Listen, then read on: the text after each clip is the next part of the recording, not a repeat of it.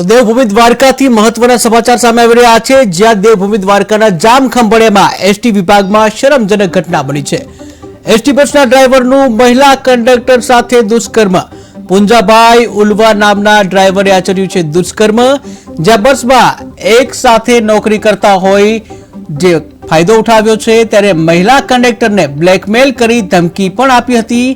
મરજી વિરુદ્ધ બળજબરીપૂર્વક દુષ્કર્મ આચરવામાં આવ્યું છે। તો મહત્વના સમાચાર દેવભૂમિ દ્વારકાથી સામે આવી રહ્યા છે। દેવભૂમિ દ્વારકાના જામખંભાળિયા ખાતે એસટી વિભાગમાં શરમજનક ઘટના સામે આવી છે। એસટી બસના ડ્રાઈવરનું મહિલા કંડક્ટર સાથે દુષ્કર્મ, જ્યાં એસટી બસના ડ્રાઈવરે મહિલા કંડક્ટર સાથે દુષ્કર્મ આચર્યું છે। પુંજાભાઈ ઉલવા નામના ડ્રાઈવરે મહિલા કંડક્ટર સાથે દુષ્કર્મ આચર્યું છે, ત્યારે બસમાં એક જ સાથે નોકરી કરતા હોય ફાયદો ઉઠાવ્યો હતો અને મહિલા કંડક્ટરને બ્લેકમેલ પણ કરી અને ધમકી પણ આપવામાં આવી હતી, ત્યારે મહિલાની વિરુદ્ધ બળજબરીથી દુષ્કર્મ આચરવામાં આવ્યું।